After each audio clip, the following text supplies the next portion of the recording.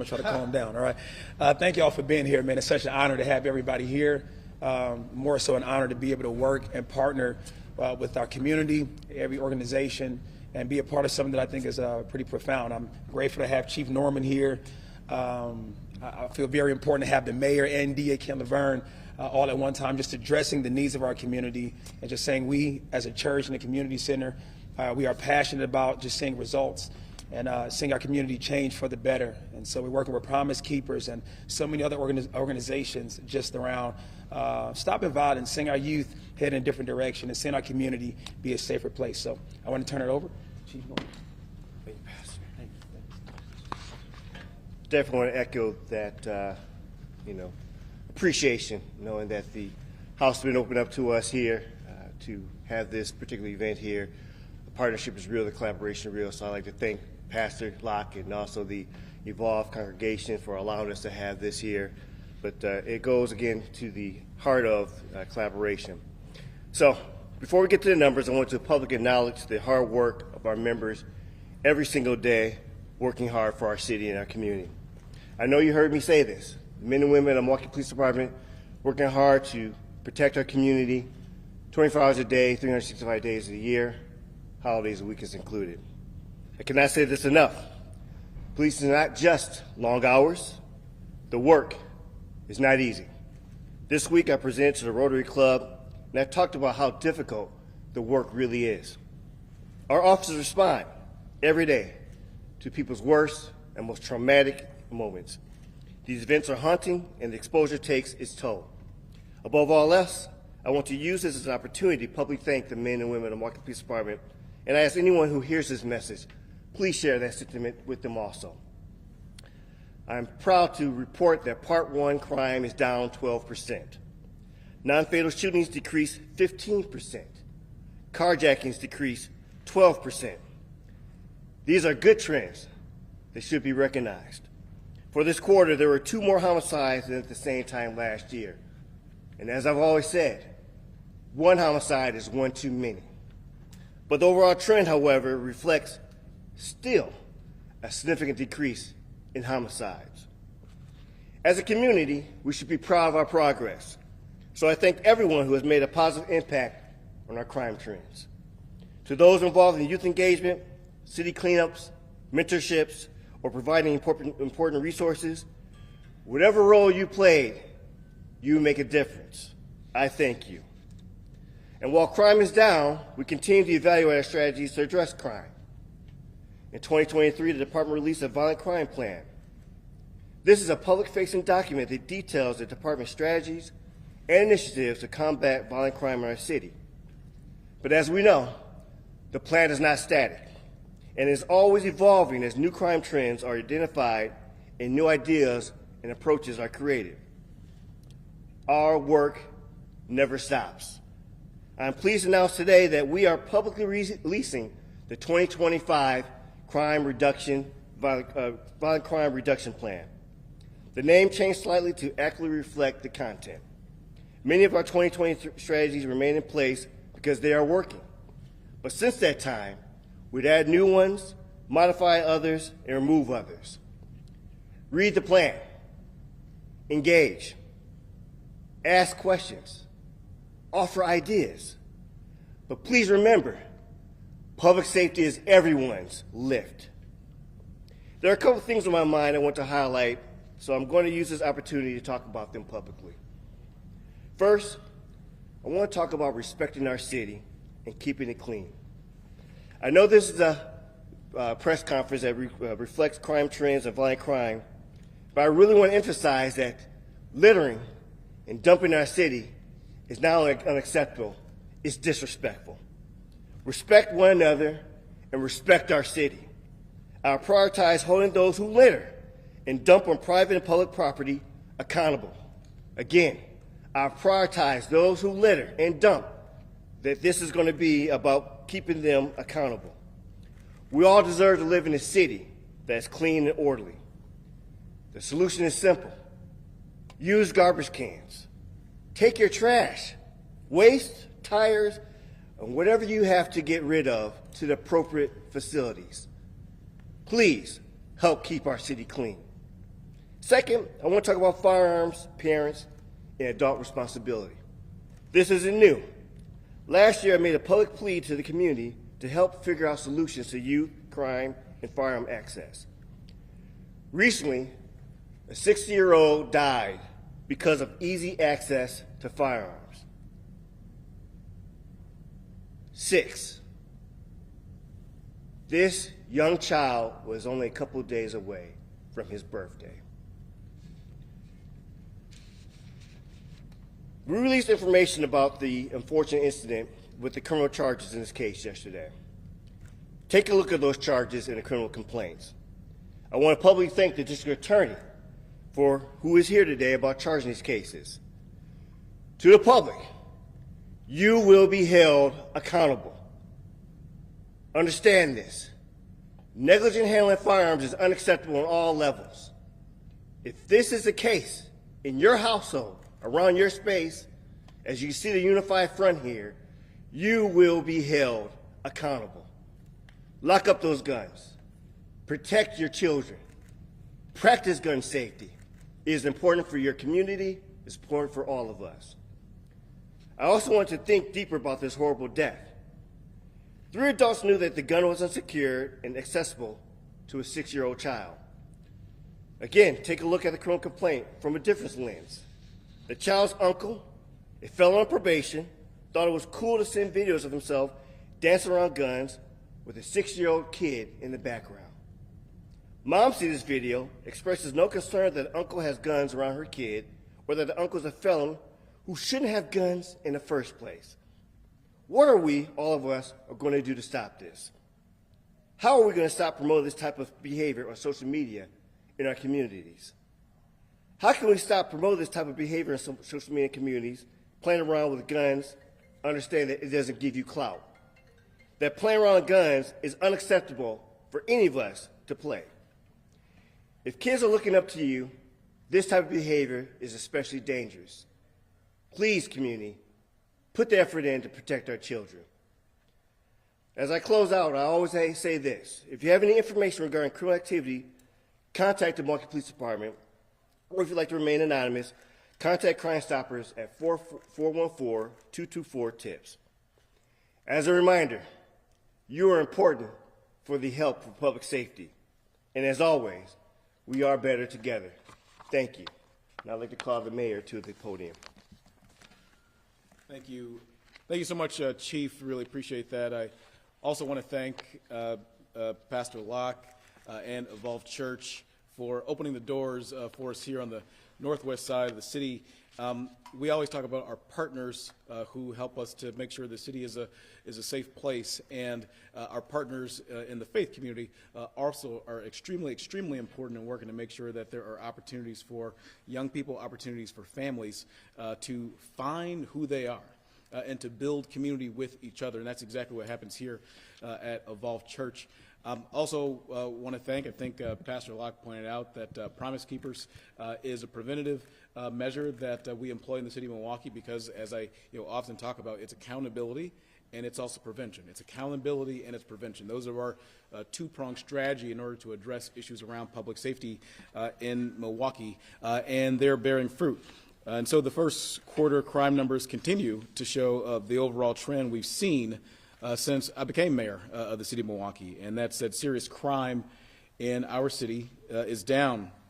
Now, I've got no higher priority than improving public safety, and we work, all of us do, and the folks who work in our respective agencies work each and every single day in order to make that goal happen here in our community.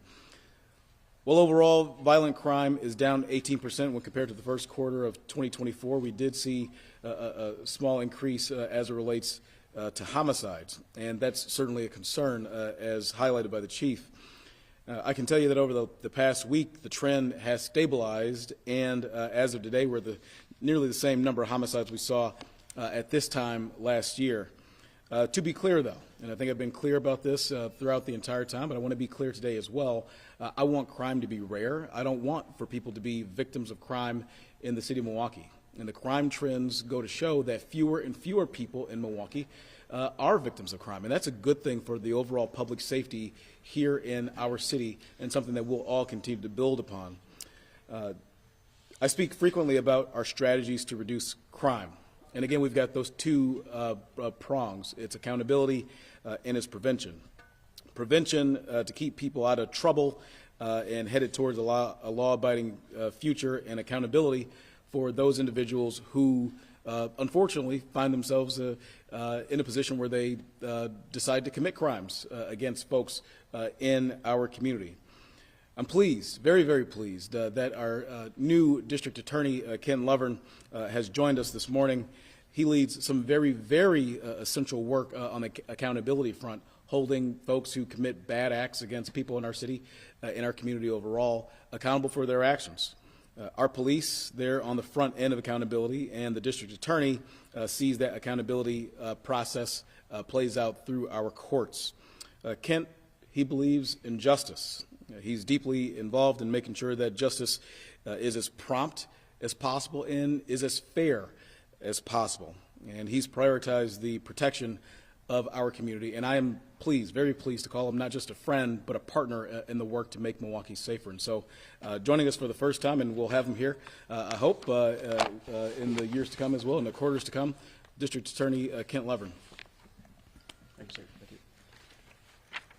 Well, thank you, Mayor and Chief, for your partnership and for your hard work day in and day out. Really appreciate, of course, the work of the men and women in your department and keeping us safe, and Mayor, the work of your office with regard to violence prevention, I think, is essential, and it's a part of the entire public safety continuum.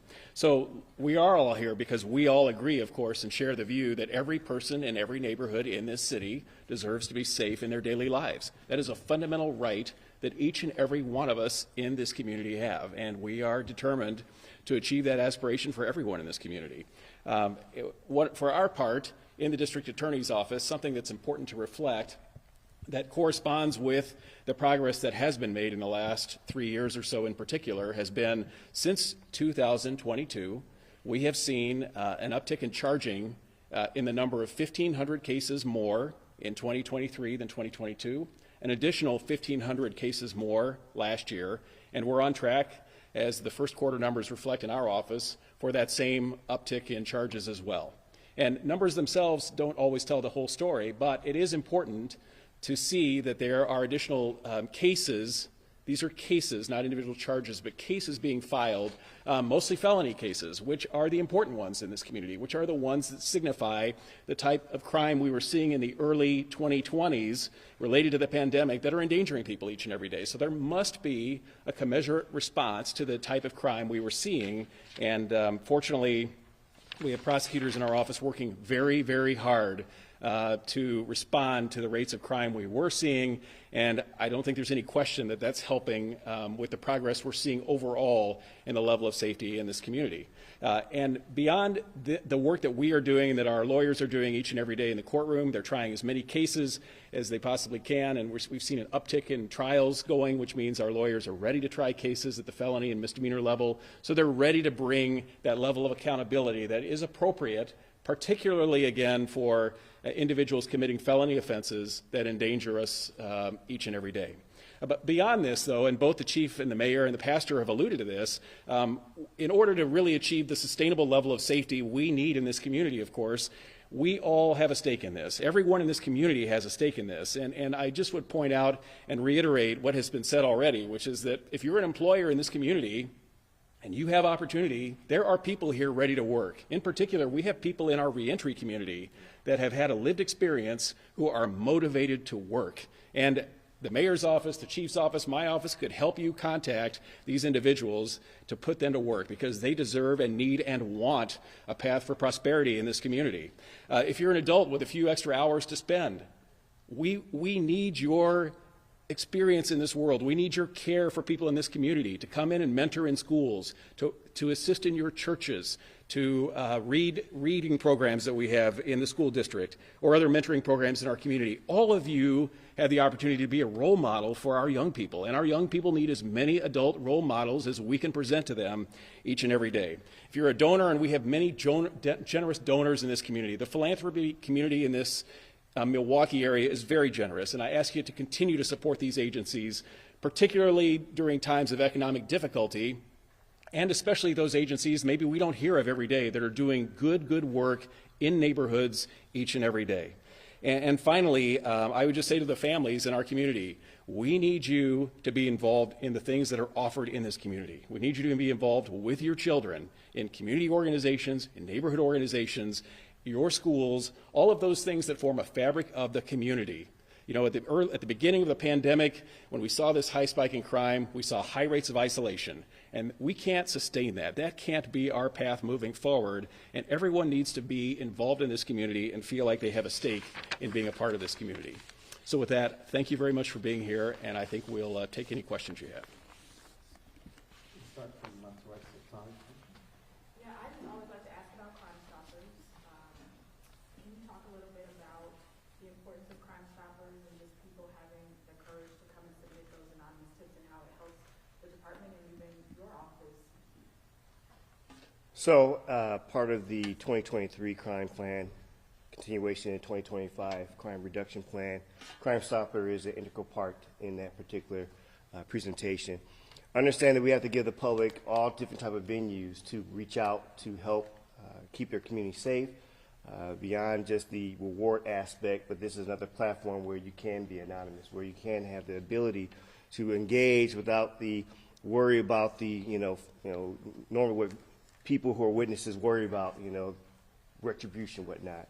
And so it is an important part. It's always going to be a tool, as many other tools being used, as we see, the Promise Keepers out here. We are all tools that have in the toolbox to contribute to public safety. With carjackings decreasing 12%, what were some of the initiatives or protocols or policies in place to ensure that that number declined? So we've always made this part of the conversation. One of the things that just recently at the Rotary Club and prior past, quarterly crime press conference, we talked about how we as a community can help ourselves in support of what we're doing from a proactive standpoint for the police department. The police department, has what we have utilized called Winter Guardian as part of the 2025 crime reduction plan. This is a proactive going, looking for those who are involved, engaged in that activity and behavior. But also it has a community support type of situation where we're talking to valets and talking to businesses about good, vehicle practices. But we still also talked about the empowering of yourself as a individual driving your vehicle. Get your face out of your phone. Be aware. Understand that, the driving habits and tactics that we do sometimes slip into can contribute, not being aware of your surroundings. And I believe that also was helpful. But, between messaging from our elected officials and also we have to say that we are very good at catching carjackers. There is no carjacker out there who has like a year, 2 years of doing this. In fact, it's pretty close and within time of, a matter of minutes to an hour that we catch it. And this is something that we rather not have to use that tool. Too often we want to prevent more, but it's a collaboration of all these different type of preventative, but also, again, holding those who are involved in those behaviors accountable. And you do definitely see, especially seeing that the DA Lovern is here, accountability is real in regards to being in that type of activity. And with homicides in this case, You get 2 questions? I'm just wondering here. Hold on, wait a minute now. Wait a minute, hungry. Okay, go ahead. you look good. I got you. All right. Homicides, of course, they're on the incline. What is the police department doing? Are we seeing any commonalities with homicides? What are we seeing, boss man? Oh, wow, thank you. My wife didn't call me boss man at home. But the confluence of poor conflict resolution with availability of firearms. And that's just across the board, the highest factors involved in what we're seeing from non-fatal shootings and homicides.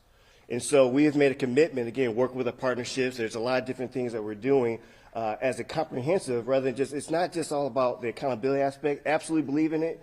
Again, no one is, we're at over 100% in clearance in regards to holding those accountable. There's prosecutions going on as we speak. But we need to ensure that we are not allowing firearms to be introduced. And conflict is as old as, the history of time. But how we resolve it or how do we deal with it absolutely needs to change from being that level of violence. People are getting into silly arguments and having horrible, horrible results. So we as a community need to understand, one, how do we intervene and use better techniques? And we have a lot of different partnerships. You know, again, Pastor Locke with his congregation and the work that's being done by a lot of community partners working to do, you know, again, positive resolution of conflict, taking breath, you know, dealing with the trauma. But, you know, if you want to engage in that behavior, understand that you're not going to be doing it too long, and that you will be held accountable, and that there's a place called for you, you know, which is prison. Can I also chime in on that? So, yes, there are those things that the chief mentioned. It's also incredibly important to point out what I mentioned in my comments as well about prevention. About prevention. I mean, we've got, you know, teams of folks in our Office of Community Wellness and Safety and Promise Keepers and the like that go out on a daily basis and engage with people on the ground who may otherwise be in a position where they might be partaking in some of those retaliatory measures, and that results in, you know, death or destruction or, you know, potentially homicides in the city. It's hard to measure what doesn't happen, but I can tell you in hundreds and hundreds of times, these folks go out on a yearly basis working to diffuse situations before you see crime spill over that way, before you see poor conflict resolution end up in somebody being shot or, worse, killed in our community. It's not just that, though. I mean, we're approaching, although it didn't seem like it earlier this a couple days ago or yesterday because of the snow, but we're approaching summer, and summertime is typically in cities, you know, where you see, you know, that sort of, you know, activity start to rise.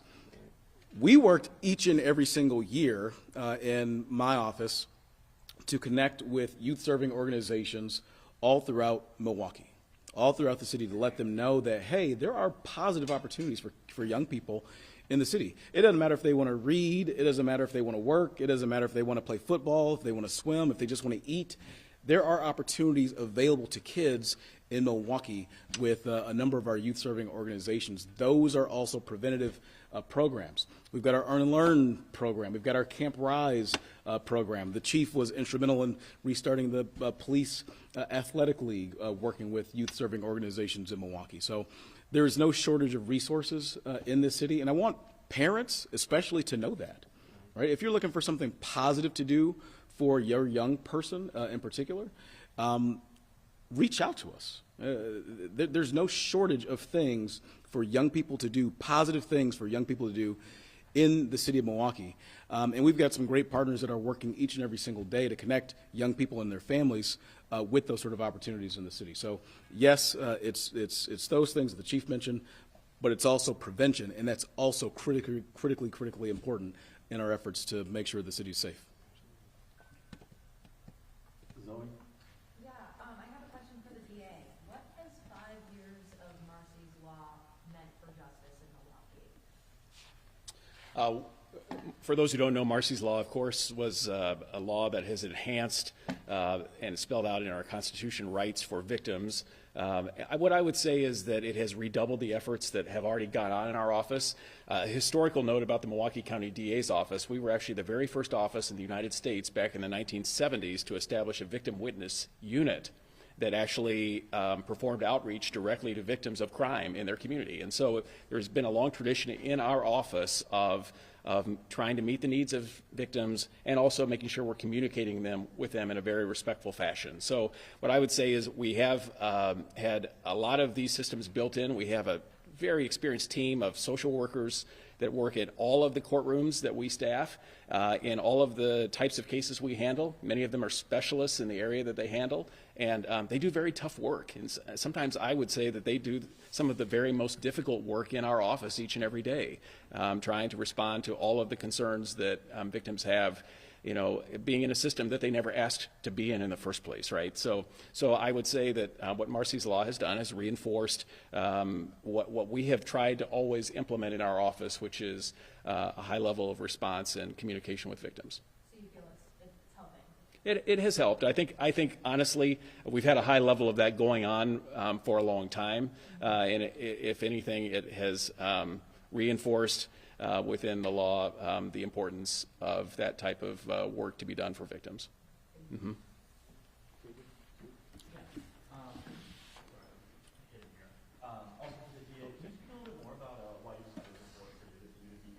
Well, clearly, when we're talking about public safety, the responses to public safety are very, very important. And certainly, while all of us, I think, up here would say that public safety shouldn't start with police and prosecutors and what happens in courtrooms and corrections, it should start much earlier. As a community, we should think about it much earlier.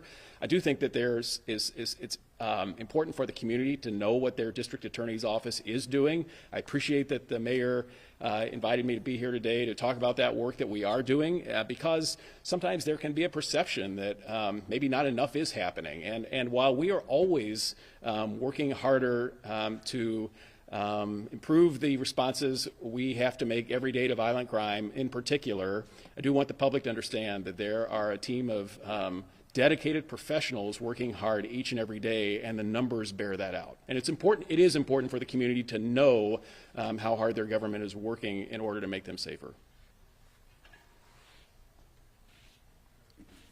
Any other questions? On topic, as we're getting ready and getting closer to the NFL draft, if everybody wants to chime in on what is the plan to keep people safe, public safety-wise, but also to specifically with human trafficking, can y'all say if there are plans in place to deal with that? So I'll speak to that. I don't know if the mayor, DA wants to talk about it, but we're always leaning into the work that needs to be done for any major events. As you all know, we had the RNC, we had, the championship. So this is an ongoing work. The draft is up north through us, but we do know that there would be occupancy and people engaging in, the business of, what we have to offer in the city. Our plans is to continue to work with our law enforcement partners up in the Green Bay area, but we are still business as usual. I mean, conventions and events are nothing new to us.